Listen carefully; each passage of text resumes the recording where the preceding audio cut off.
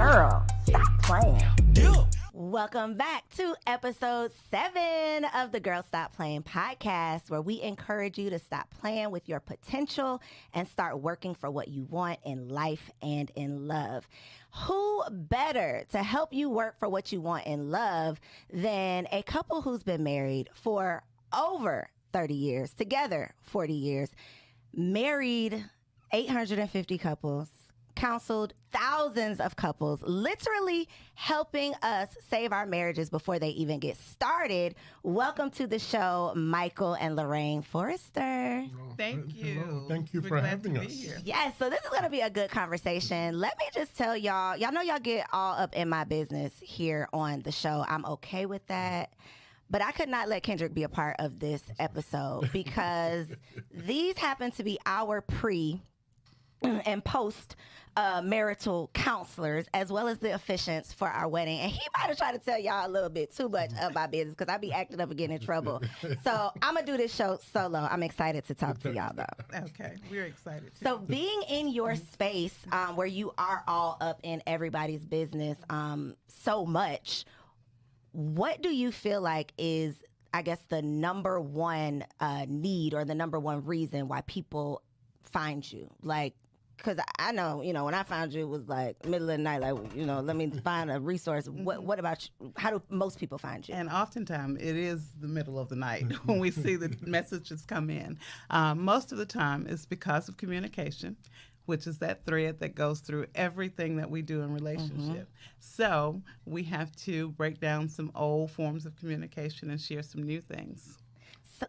And I was just going to say, oftentimes when people are at their wits' end, they don't know what else to do in terms of the marital portion of it. That, they just trying to grab at straws, trying to see what resource that they can, pull, in order to be able to possibly save their marriage. And so before we get too deep in the conversation, how do you all define premarital counseling? Because I kind of feel like it's a thing that people just know about, but there might be someone watching who isn't familiar with the concept. So we know that marriage is supposed to last for a lifetime, but divorce often happens. So we decided to take that D from divorce and use it in what we do.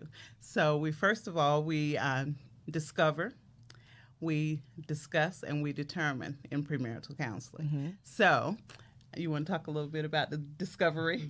Right. Yeah, in the discovery portion of it, in the relationship. In the courtship portion of it, we oftentimes do not look at those areas that maybe even, cause us a little bit of concern, right? So the conversations aren't happening. With the premarital counseling, hopefully we're reaching to discover some of those areas where couples may not have, thought about particular things that need to be addressed. So that's, the discovery portion of it. Then we chat about it and we discuss, we look at the different filters that each person has come through. We look at some of the things that they've seen in marriages and so forth, and we have those discussions, and then we determine what's the best action going forward. So it's not a cookie cutter, one size fits all. Everybody who comes through the door is getting this one thing. No, it's not that at all. Do you find that typically both parties in the couple are like willing and they're here, they're showing up because this is something that we've come to the conclusion that we want to do together? Or is there usually one that's like kicking and screaming through the door? There is a mixture. Okay. There are times where, you have guys who, definitely are seeking success in their relationship and they have a willingness to do it. Then there are the others. Small number of guys. That's a small number. But then the others that, because it's something that's important to their mate, they make the decision to, go along. And then, they actually feel that they derive some benefit from it, from conversations that we have, because we like to be objective in our discussions. Yeah. And that's something that comes up often because women always have these conversations. We're always going to the things, having the retreats, going to the church groups. Like, we're always having these conversations, whereas men are like at the barbershop, at the gym, like y'all are talking, but y'all aren't necessarily talking about how you can improve your marriage or how you can improve the women that you're attracting. What is the resource out there for men who need a resource, but, is there a resource, or do they just, He's the resource. Plug. Yeah, I often do man-to-man sessions, with guys, whether you're married or single, people who are teens, people who are just seeking to, have some self-improvement, or even just having an outlet, right? Because a lot of times even with regular therapy, a lot of times we get to the point where we realize like we're hitting a brick wall because we've done what we can do with what we have. Like you can only get yourself so far, and at some point you need someone outside of you, someone who can be objective and can see the things that you can't always see. Right. But that's not necessarily the most comfortable thing. In the Black community, there's a whole stigma with, you got to be crazy to go to therapy and ask for help and talk to people and telling your business and all of the things. So how do we get over that hump? Because if you can't even put your pride aside to put yourself into therapy, a lot of times it's going to be a struggle to say, I need help and you need help. Let's go do this together. Right. And a lot of times when people come to us, it's the woman that comes, and then we will share with her, and she's like, well, I don't know if my husband is going to come. I don't know if my fiance is going to come. And usually when I share with them the fact that my husband is there, and you have the male and the female perspective, then they are more interested. And then a lot of times we'll say, just ask them to come one time. If they come one time, we can encourage them to come. And most of the time when guys come and they're there, they start talking, and when they get ready to go, they're like, I didn't realize it was going to be this way, and I'm glad I came. And I'll just have to say, there's a presupposition, I guess I could say that, for regarding counseling, the stigma attached to it. Because I know when we were going through hell in our relationship and we sought counseling, that, that was my feeling. I'm not going to share my business with these folks. Right. They don't know me, so on and so forth. But, I believe that, once we start learning to do better, we start actually sharing, with others that there is something better. Situations with guys that, if they derive some benefit from counseling, it's imperative that they should share that with a buddy, who might not want to, share with their family or stuff like that, their deep, dark stuff that, they need a form of, to be able to release that. Got to get out of our own way, though, because if we are going to get to that next level, especially if we're going to do it in a healthy way, because people are still getting married, we're still having kids, we're still doing the things, but if we want to do it in the best way, if we want to position ourselves to be prepared to do it, then I definitely think, it can never hurt to prepare yourself. But I will say, there's definitely a stigma around therapy. Going to the wrong therapist, though, can be worse than not going to therapy at all, because you can get in front of someone that can frustrate you to the point where it's like, I'm more stressed out when I leave than I was when I came. So I think for us, too, that is an idea of, what is it going to be like? Are they going to judge me? What are they going to ask me? That type of thing. So I do think that you all disarm people very, very well, because you are so transparent and honest. And just as you mentioned, you share your own ish. You share what you've been through in a way that makes people feel like, well, it made me feel like, well, damn, if they'd have been through that. I think I literally I had problems. I pressed mute and was like, well, damn, baby, if they'd have been through this, we gonna be all right. We gonna be all right. But it disarms you, because it's like there's not that there's nothing. I don't want to try to put y'all business out there like that, but I felt like, well, we could tell them anything that we've been through, and they not only they won't judge me, but they can help us because they've experienced something similar. And I think a lot of times with coaches or therapists or teachers, you're talking like over people's heads. And people aren't comfortable because they don't feel like you can relate. Right. And that's one of the things that's been important for me, because I know one of the struggles that I had early when we were going through, it was holding on to my stuff, right? Not being transparent, being in bondage. And I just have to say, once I put it out there, it did not matter to me who was judging me or anything like that. Hey, it is what it is. That's my truth. Hey, I'm working to better. So that's just it. I'm not ashamed of anything. A lot of work. So listen, if y'all ain't ashamed, a lot of work to do. We ain't even ashamed. They not even ashamed. So let's go on and let's get into. Okay, so now I'm not gonna have y'all tell all of your business, but because I have a question here around like deal breakers. Yeah. I know some of the things that you've been through that would definitely be on someone else's list as deal breakers. So the first part of the question is, do you believe there are deal breakers in marriage? And then the second part, do you mind sharing just a little piece of something that I'm going to say survived? Something that you all have survived together because to still be here, not just healthy and happy together, but to be investing in other couples' health and happiness is just a testament to, you know, what God can do when you keep God first in your relationship. I think deal breakers are definitely important because, first of all, you have to determine who you are and what your standards are before you give somebody else your deal breakers. So I gave this cutie pie over here my deal breakers, and they were, 1, if you ever do heavy drugs, we're done. If you ever cheat on me, we're done. Period. Maybe the weed smoker was okay with. Yeah, he smoked weed then. That's a light drug. Because, heavy. Heavy drugs, right? So my mother was a strong Black woman. She raised 4 kids after my father passed away. Before he passed away, he taught me that the world belonged to me and I was his little girl. So I had, my head was out here. Whatever I wanted, I could have it. So I was serious when I told him that. But at some point, he decided that he wanted to be a thot. He also decided that he wanted to do cocaine. This was in year 9. You said that a nicer way than you told me the story. Okay. He was a crackhead for 3 years. That was nice. And it really shook me because that's not what he came from. His mother, his father had been together. They were very, had high standards and all that. I checked off every block when I said yes to him. So year 9, after everybody had filled our head with, you guys are the perfect couple. You get along so well. And I wake up one morning and find out he's not all that.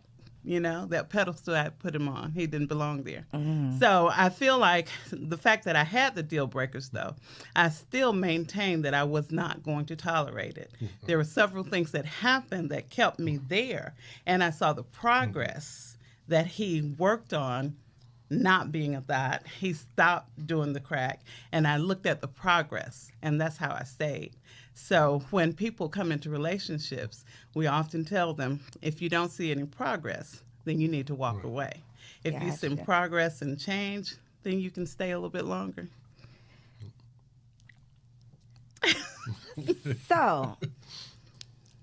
So deal breakers are important. Is there, because in my mind, deal breaker means if you do it, the deal has been broken. Exactly. But the deal was not broken. So is there still some other higher level crime offense that's like, okay, but now that, no ma'am, like I'm out of here? Or how do you advise your couples, I guess? So I advise them to make sure, because nobody's perfect. You're going to encounter some things that you did not expect. Some people will say my deal breaker is that he put his mother before me and I'm not going to tolerate that in marriage. Well, you say that when you first get married and you mean it, but 10 years into the marriage, when you have had a pretty good run so far but now something changes, do you just walk away? Maybe you do, maybe you don't. So we definitely counsel couples sometimes that maybe divorce is your only option. So, and if there's abuse and there's adultery, abandonment, those are things that you have to determine whether or not you can handle it. Abuse, adultery, abandonment. Yeah. Okay. And with abuse, we say whether you're going to stay or not, you need to get to a safe place before you make such a decision to stay. You should not stay in the same environment. You can move apart, get some counseling for 6 months to a year or more, and then you decide to come back together. Gotcha. That's for abuse. Did you want to add something? But I think too, especially with the deal breakers, we cannot forget the spiritual component to this. We're spiritual beings going through this human experience. Right? And it's important that, before we make any decisions, especially, when it comes to calling it quits and just, moving forward, what is God saying to us about this decision that I'm making? Yeah. So I'm not going to lie. I'm a little nervous when you say that you could be doing all good and then 10 years in you wake up and he's a crackhead. No offense. Hey, but how do you avoid this? Is there a way to avoid it, or is that just life? Yeah. Like people change. And that higher power, I think, plays a big part in that. For me, I was done. I'd never seen that in my family, thank God, and I had not planned to see it in my home. But initially, Koereyelle, I got pregnant Haven't been pregnant in 7 years, and all of a sudden I'm pregnant. So I said, okay, I'll stay a little bit longer, see if I can work it out. Then after the pregnancy, a couple of other things happened like that, that I knew it was God telling me, be still, just wait. But that's not everybody's story. So when somebody comes to us and tells us that they're dealing with those things, we give them the truth. You know, chances are this is not going to work out as well as ours did unless you continue. Both of you continue with a relationship with God and know what He wants, what God wants you to do. So I think that comes up a lot. No. I think that comes up a lot too when and I'm going to say the woman just because I'm assuming this is how it typically is, but the woman feels like I'm doing all the things, I'm going to the therapy, I'm reading the books, I'm doing the things, and then you're not pulling your weight. What do you do in that situation? Is that because the lack of effort means lack of interest, right? Like, how do you gauge that? Well, I'm sure you know. You probably can get your husband to do anything you want him to do if you try, right? Most of the time, men are not that difficult to encourage to do better. We just have to get past our pride in terms of what we will do. Because I went from calling him a crackhead to calling him a mighty man of God, a warrior, even before he was acting that way. And that was some of the transition, my encouragement, my belief in him. And a lot of times that will help the man to make some changes. And of course, there are a lot more details to that. Do you have advice on when a woman should, or how a woman could recognize, like, this man is just wasting my time? Or does it come down to seeing the progress? It does come down to seeing the progress. You know, if there is no effort being made, surely, the woman has a responsibility to, do the best that she can, all that she could do, right? But there comes a point at times where, and it comes to what is God telling you, right? Sometimes it is that, you've made your an extended effort doing the best that you can, but there is no response, no efforts being made. And that in itself really is abandonment if there's no willingness, to add to the relationship. It might just be time to call it quits. Call it quits. So you mentioned a couple things that I want to just point out, because we often talk about, like, relationship issues stemming from, you got daddy issues, you grew up in a single parent home, which can definitely have a negative effect on your future relationships. Right. But on the flip side of that, growing up in a 2-parent home that's not healthy can definitely have a negative effect on your relationships. Yes. Growing up with a daddy that gives you the world, tells you can do no wrong, can have a negative effect on your relationship with the husband, right? Or even finding the man of your dreams, putting him on this pedestal of being the man of your dreams, and then, allowing that pedestal to cause you disappointment, that can cause, a negative effect on your relationship. So how can we provide positive experiences for our children without those positive experiences turning negative later? Does that make sense? Yeah. And definitely a lot of communication, and we always go back to, if you fail to plan, then you plan to fail. So if you and your mate are on the same page, that you talk about some things in advance like we do in premarital counseling. Let's talk about the level of peace you want in your home. Let's think about what will happen if this happens one day. How are you going to handle it? Are you going to go in the room and close the door? Or are you just going to start yelling and screaming while the children are sitting there wondering what's going on with mom and dad? So we talk about some of those things in advance so you can make some decisions about how you handle them later. And it's definitely imperative for the couple to make sure that what they're demonstrating in the home, will not have some type of ill effect later on in the child's life. We know that there are going to be times where they'll experience or they'll witness some negative behavior, right? But that should not be the norm. Right? The consistent thing should be, a demonstration of love and respect in the home, in front of the children. And for it to be real, that it's not just something that's, we show one thing out in the street and then at home, it's just something totally different story. It's just a consistent, love, thread of love that goes through. So since we are trying to save marriages before they start, you mentioned spirituality. What are some other, I guess, important conversations or some other things that we should take into consideration when we are, exploring a potential mate? what are some things that you've seen come up that you're like, well, y'all should probably talked about that, before y'all talk to us, y'all should have talked about that. What are some of those things that people could be talking about to avoid some of the stuff later? Yeah, definitely finances. That's something that couples don't always talk about up front. I don't want to know your business. I don't want to get in your business and all of that. But you're going to be spending your life together. So you might as well accept the reality that your business is my business. Right. And if your mate doesn't want to talk about those finances, maybe that's a red flag, So you have to really consider that. Being open and honest is what it takes to have longevity in your relationship. Yeah. And a willingness really, to have that transparency in your relationship. If you have someone who is, maybe somewhat secretive about, their past experiences and, all these different things, that would really, require some consideration. Yeah. Do I really want to, be involved in a relationship with this this. person? And sex is definitely a topic that needs to be talked about. Right. And prior to expectations. The expectations in the relationship, a lot of times we have different expectations. A lot of times guys will come to us and say, before we got married, it was off the hook. Then we got married, all of a sudden she doesn't want to do it anymore. And sometimes we have the same thing from women. He was there all the time. Now he hardly even looks at me. So now we talk about those things in advance so that when that happens, you have some go-to methods.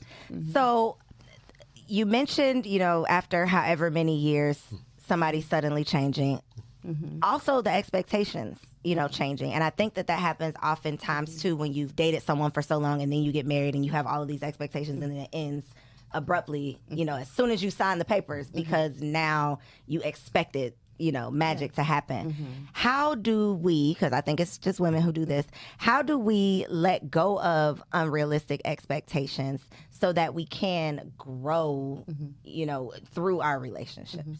And one thing that we advise couples to do is to have some conversations. Set aside specific time to talk about things where on a day-to-day basis, you're getting to know this person. Each day you're growing, you're changing. So if I'm talking to my husband every day or every 2 or 3 days, and I realize that a few days ago he learned to play chess, then I know something different about him, and I can allow him to grow. So when he tells me that over a period of time, something has been happening with him, then when something big happens, I pretty much knew or expected that. So we do change our expectations as we grow together. So we have to be in the process, or we have to consistently have those conversations and not necessarily sitting down telling the man, we need to talk. Guys always talk about they don't want to hear that. Just sit down and talk. You don't have to say that. Do the warning. Exactly. So when it comes to roles and responsibilities, is that a common challenge where, the woman has an expectation of what a man does in a relationship and the man has an expectation of what a woman should be doing and they're not doing those things? What are some of the unrealistic expectations that, or the unspoken rules that you're seeing that we can avoid? Yeah.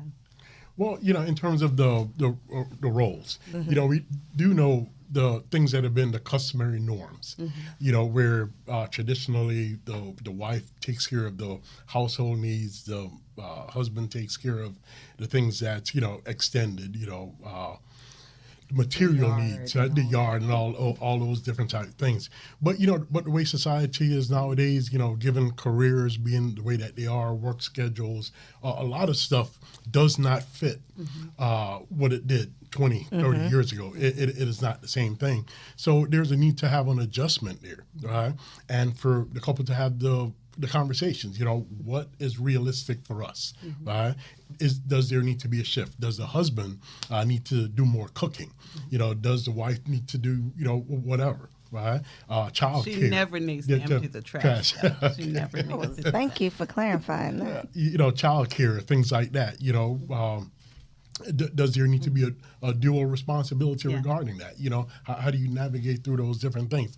And we do believe that there is no cookie cutter, method, to do that. It's up to the couple to create their own template, for what their reality is, and try to do the best to navigate through that. And we do encourage cross training. Yeah. So when you come into the relationship and you say you have certain strengths, my strength was managing the finances. His strength was just handing me the check. After a while, I was like, wait a minute, this is too much. I don't want to have to be responsible for all of this. And he kicked back like crazy. He was like, I do not want to do it. I'm giving you my check. Isn't that enough? I worked hard. I don't want to be on a computer when I get home. But I was very persistent and let him know I'm not doing it. And if Georgia Power doesn't get their money, it's going to be your fault.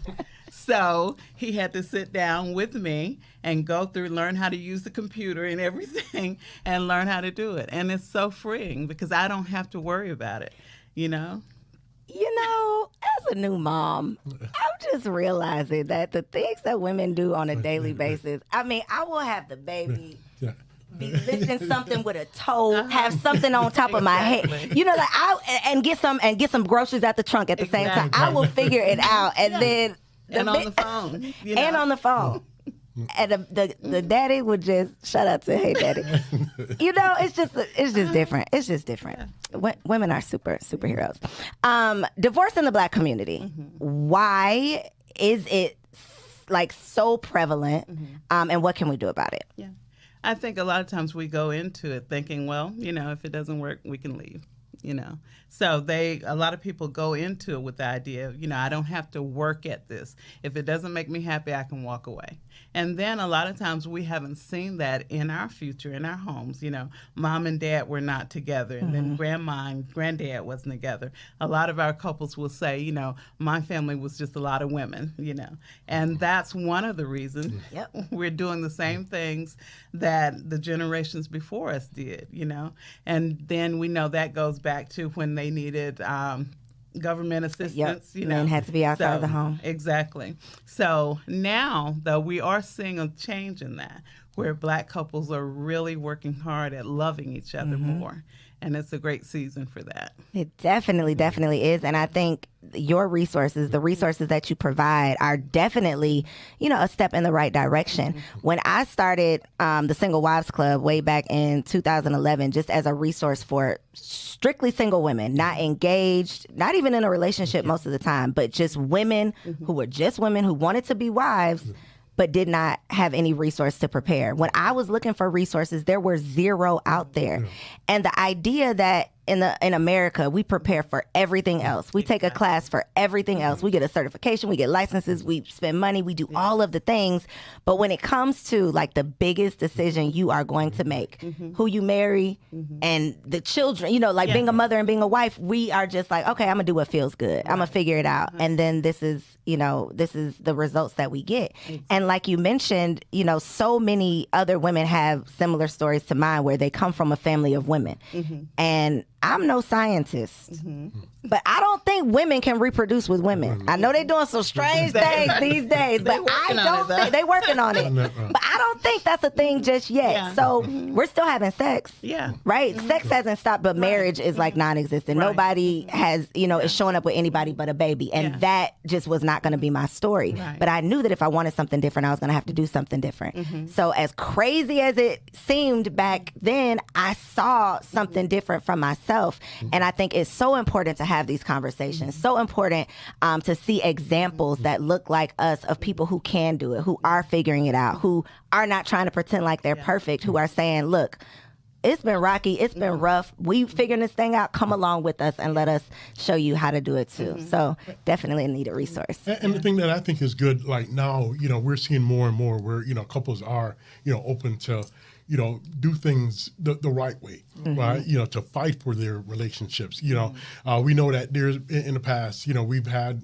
grandma and grandpa and mama, auntie, or whatever, who just kind of stayed in a relationship, even though it was dysfunctional, right? And that was sufficient. But what we're seeing now is, really that people, that's no longer acceptable for a lot of people. That if they're going to be in a relationship, they're going to try to do it the right way. And, we're seeing more and more examples of that, popping up. And I think, as that continues, us as a people will, be encouraged by that and continue to try to do things the right way instead of just being settled in a relationship, in a marriage. I have to also ask you this. This wasn't on my notes, but I feel like it's such a hot question around staying for the kids. What is your advice? Does it matter how old the children are? Does it matter what the challenge is that you're working through? Like, what's your advice when someone comes to you and they say, we're going through X, Y, and Z, but I just had a baby. You know, we're going through X, Y, and Z, but we have 4 children. What role do the kids play in keeping the relationship together? And the reality is they can play a very important role. And it is okay to stay for the kids some days. You know, if that's what holds you there to do the work that day, then it's okay. But if you're just going to argue, fuss, and fight with the kids there, you might as well leave. We have grown people come to our offices who are in their 30s and 40s, and they're saying, you know, I'm really messed up. My mom and dad should have divorced a long time ago, you know? And then we have those who come in there crying because their mother and father just got a divorce, and here it is, they're 20 years old, you know? So we have to, you know, look at each situation, but definitely some days you can stay for the kids, but the work should be happening.